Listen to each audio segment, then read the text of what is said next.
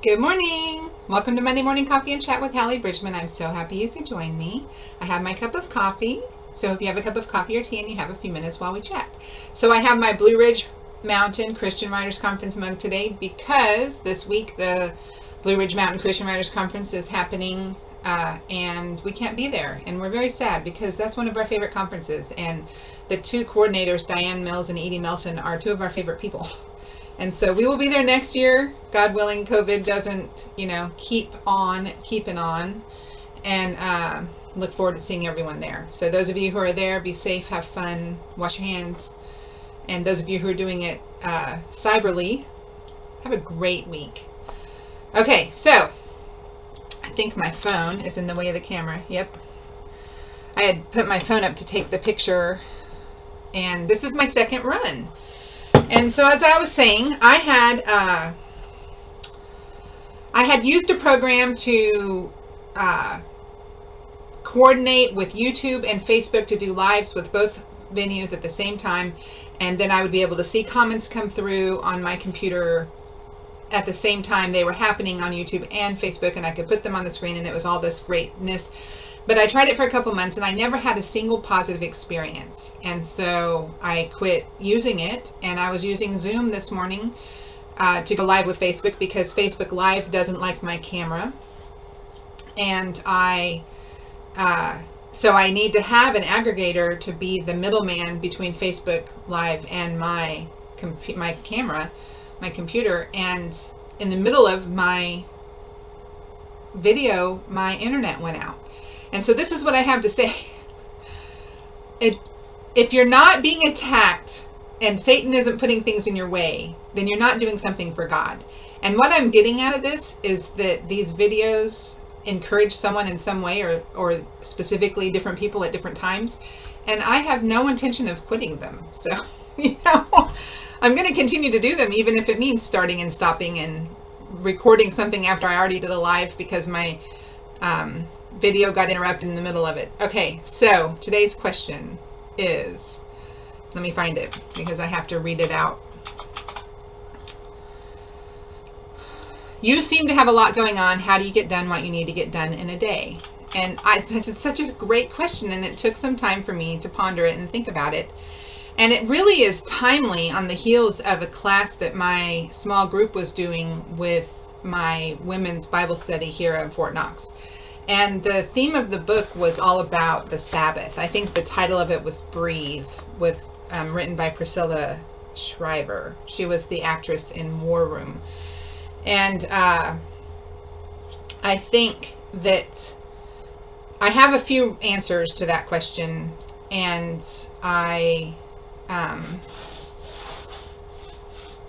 let's see. I think that one of the main reasons that I'm able to accomplish so much, which, is writing books very quickly. I had a book release September 29th. I have a book releasing January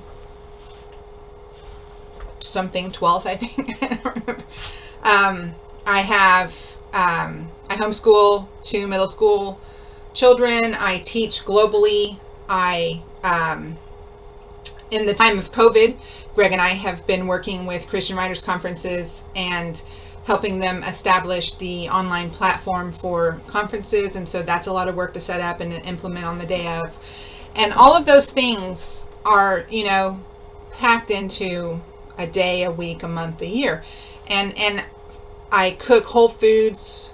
I'm in the kitchen several hours a day. And so, how do I accomplish everything that I accomplish? So number one, I think it's because on Friday at sundown until Saturday at sundown, I take a true Sabbath.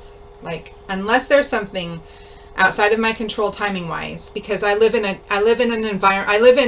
community, writers and people that have the Sunday is more accepted as the day off. And so things on Saturday are planned, meetings, conferences, workshops, speaking engagements, and so we allow exceptions because I'm not legalist minded. But most of the time, from Friday at sundown until Saturday at sundown, I take a true Sabbath. I We go to synagogue on Saturday morning. And that's pretty much the only thing on our calendar, like I said, unless there's something special. And I don't do anything. I'm in the middle of watching all of our movies in alphabetical order. There are hundreds of them.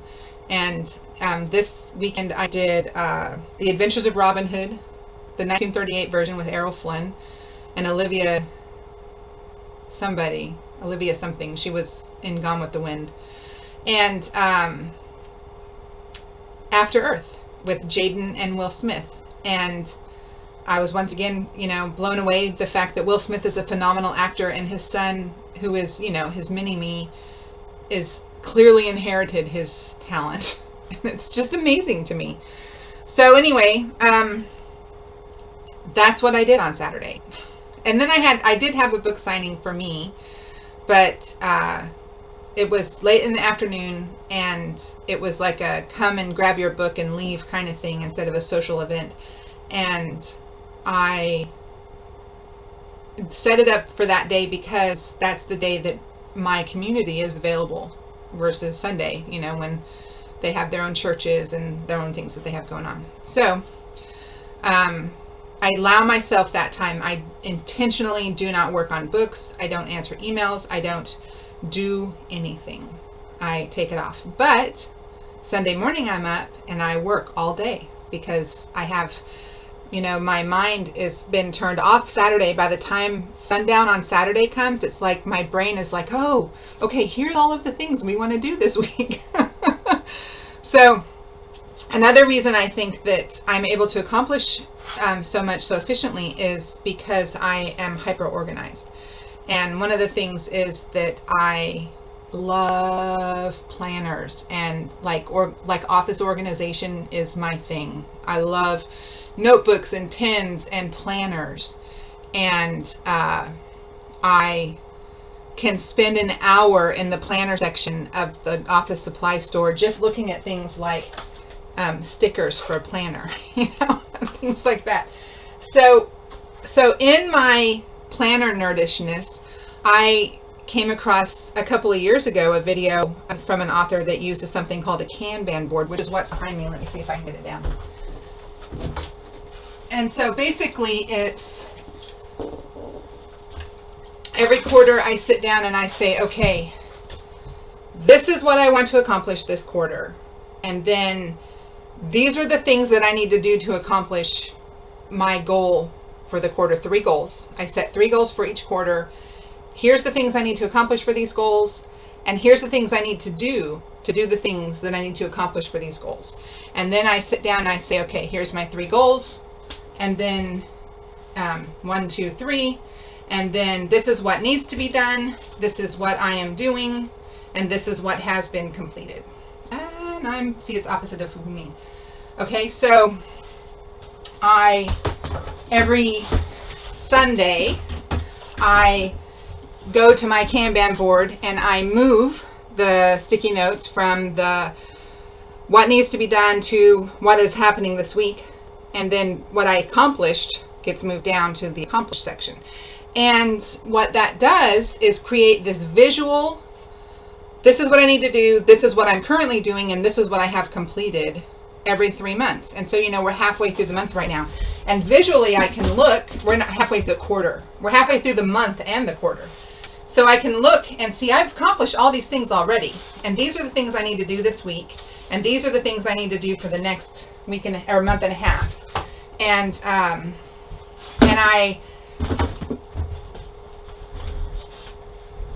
I can see it all together, and I'm able to get visual affirmation of all the things I have already accomplished, or at the beginning of every quarter, what I see in that big empty space of things that are done is the prospects of the quarter.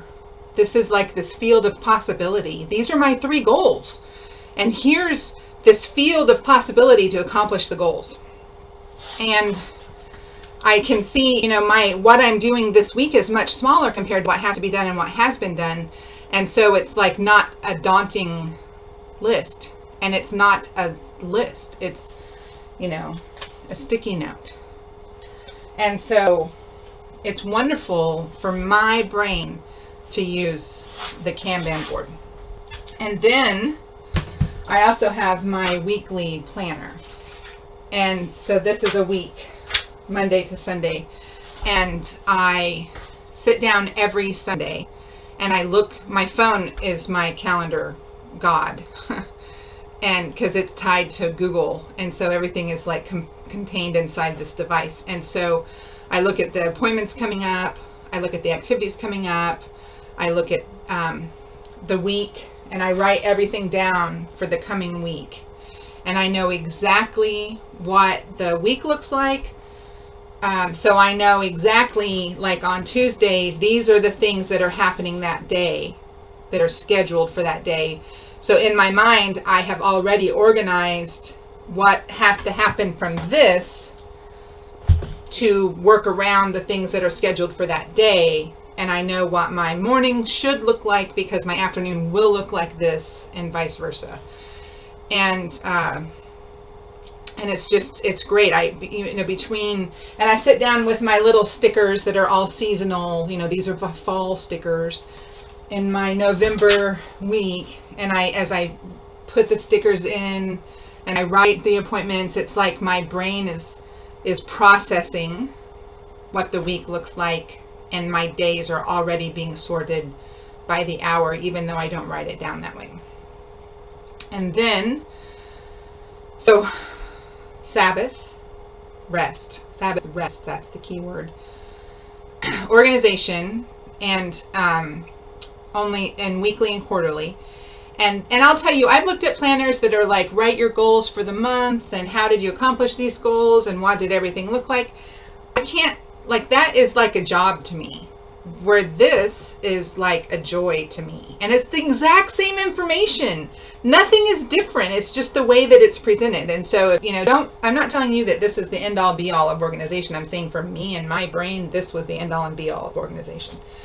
And then the final thing I will say is that at 4 p.m.